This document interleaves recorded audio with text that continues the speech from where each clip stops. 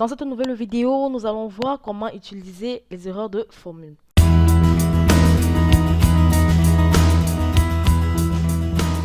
Alors, si vous utilisez Microsoft Word, vous êtes probablement familiarisé avec les lignes vertes, cette petite ligne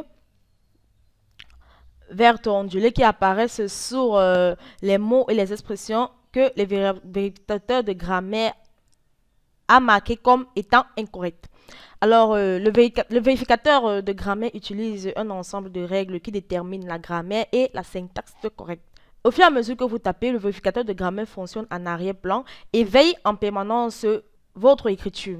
Alors, si quelque chose que vous écrivez va à l'encontre d'une des règles du vérificateur de grammaire, une ligne ondulée apparaît pour vous signaler un problème. Excel a une fonctionnalité similaire qui est le vérificateur d'erreur de formule.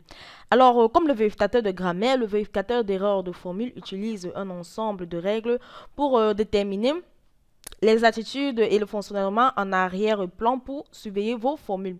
Alors, s'il détecte un problème, il affiche un indicateur d'erreur, comme par exemple un dièse non, un dièse référence, ou un triangle vert dans le coin supérieur gauche de la cellule contenant la formule. Alors, si le vérificateur d'erreur de la formule Excel détecte un problème, il affiche un triangle vert dans le coin supérieur gauche de la cellule de la formule. Alors, lorsque vous sélectionnez la cellule, Excel affiche une balise active à côté de celle-ci. Si vous passez le pointeur de la curseur sur cette icône, un message contextuel décrit l'erreur. Tout simplement, il décrit en disant que la formule contient du contenu non reconnu. Alors, lorsque je sélectionne par exemple cette cellule, vous voyez le message contextuel décrit que l'erreur déplacer ou supprimer les cellules provoque une référence de cellules non valides ou la fonction renvoie une erreur de référence. Alors, lorsque vous sélectionnez la liste déroulante des balises actives, elle contient des actions, telles que les actions correctives. Alors, il s'agit ici des commandes qui, selon Excel, résoudra le problème ou vous aidera à résoudre le problème. Alors, le nom de cette commande dépend du type d'erreur. Ici, nous avons l'erreur due à un nom non valide. Et lorsque nous sélectionnons plutôt cette cellule et que nous allons dans la liste déroulante de la balise, nous avons plutôt l'erreur due à une référence de cellule non vide. Ensuite, vous avez, par exemple... Vous avez les aides sur cette erreur. Vous choisissez cette option pour obtenir. Alors, vous avez l'aide sur cette erreur. Vous choisissez cette option pour obtenir des informations sur l'erreur via le système d'aide d'Excel. Alors, ici, le système d'aide vous demande...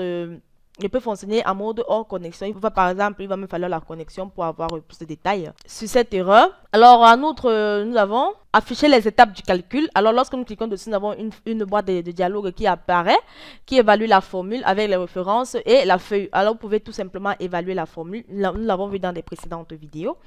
Vous pouvez le constater et vous pouvez évaluer la formule autant de fois que vous le souhaitez jusqu'à obtenir la valeur souhaitée. Alors, ensuite, vous avez ignoré l'erreur. Vous choisissez cette option pour laisser la formule telle qu'elle est. Ensuite, vous avez modifié dans la barre de formule. Vous choisissez cette option pour afficher la formule en mode édition dans la barre de formule, tout simplement.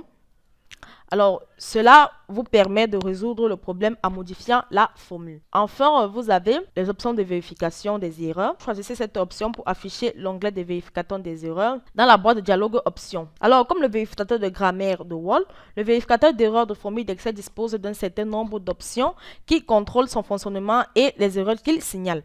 Alors, pour voir ces options, vous avez deux possibilités. Soit vous sélectionnez l'onglet de fichier du ruban. Ensuite, vous sélectionnez Options. Ensuite, Excel affiche la boîte de dialogue options d'Excel. Puis, vous cliquez tout simplement sur Formule et vous avez là Vérifier les erreurs et règles de vérification d'erreurs où vous allez tout simplement sélectionner la cellule et dans la balise active, vous sélectionnez tout simplement option de vérificateur des erreurs et vous avez là tout simplement la boîte de dialogue option d'Excel qui apparaît. Vous avez tout simplement les vérificateurs des erreurs et les règles de vérification des erreurs. Alors, en première position, vous avez activé la vérification des erreurs en arrière-plan. Alors, cette case à cocher active ou désactive l'arrière-plan de vérificateur des erreurs de formule. Alors, si vous désactivez tout simplement la vérification en arrière-plan, vous pouvez effectuer une vérification à tout moment en choisissant tout simplement l'onglet de formule et ensuite sélectionnez dans le groupe vérificateur de formule, vous sélectionnez tout simplement vérification des erreurs. Alors, vous avez la boîte de dialogue de vérification des erreurs qui apparaît, que nous verrons en détail dans de prochaines vidéos. Ensuite, vous avez les indicateurs des erreurs à l'aide de cette couleur. Alors, lorsque vous utilisez la palette de couleurs pour cliquer sur la couleur de l'indicateur d'erreur, alors vous avez les possibilités de choix. Je vais tout simplement laisser le vert puisqu'il m'est très familier. Alors, ensuite, vous avez rétabli les erreurs ignorées. Si vous avez ignoré une ou plusieurs erreurs, vous pouvez afficher à nouveau les indicateurs d'erreur en cliquant tout simplement sur ce bouton.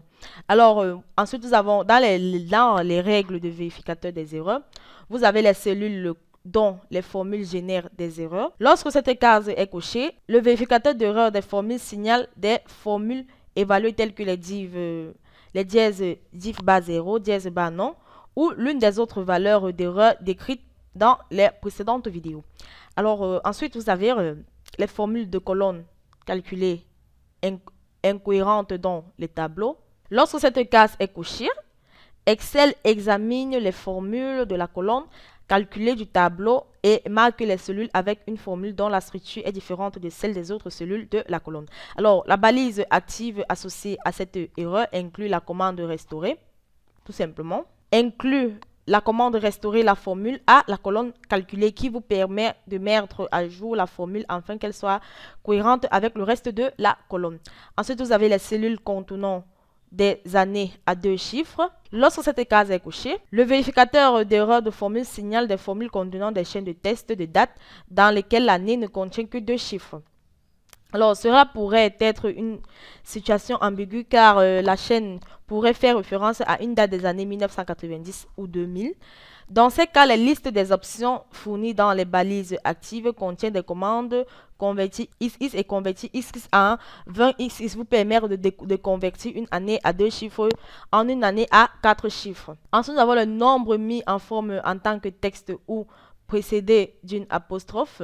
Alors, elle affiche tout simplement les indicateurs d'erreur et active la correction des cellules contenant des nombres stockés sous forme de texte plutôt que le nombre. Alors, par exemple, les valeurs 1 et 1 entre les crochets sont considérées différemment par Excel.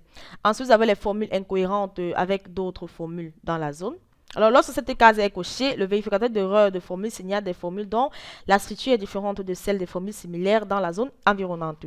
Dans ce cas, la liste des options fournies dans les balises contient des commandes telles que copier la formule de gauche pour mettre la forme en cohérente avec les cellules environnantes. Ensuite, vous avez les cellules omises dans une formule appliquée à une zone. Alors, lorsque cette case est cochée, le vérificateur d'erreur des formules signale des formules qui omettent les cellules adjacentes à une plage référencée dans la formule. Ensuite, nous avons les formules dont les cellules déverrouillées.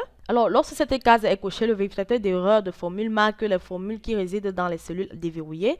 Il ne s'agit pas d'une erreur, mais plutôt d'un avertissement indiquant que d'autres personnes pourraient altérer la formule même après avoir protégé la feuille. Dans ce cas, la liste d'options fournie dans la balise active les commandes active contiendra la commande verrouiller de verrouiller la cellule pour vérifier les cellules et empêcher les utilisateurs de modifier la formule après avoir protéger la feuille. Ensuite, nous avons les formules faisant référence à les cellules vides qui affichent les indicateurs d'erreur et activent les corrections des cellules contenant des formules faisant référence à des cellules vides.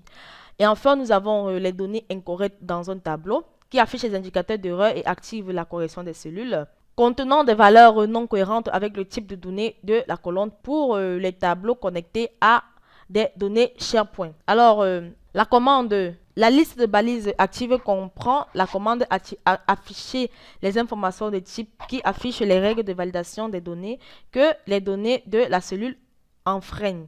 Alors, j'espère tout simplement que lorsque vous avez terminé d'uploader les modifications que vous voulez, n'oubliez surtout pas de cliquer sur OK pour valider vos modifications. Alors, j'espère que vous avez aimé cette vidéo de l'entreprise Excel Group, entreprise spécialisée dans les prestations de services Microsoft Excel. Si vous avez aimé cette vidéo, n'oubliez pas de vous abonner et de cliquer sur le bouton j'aime et ensuite de la partager. Si vous avez des questions à poser, vous soyez libre de les poser dans l'espace de nous allons nous retrouver très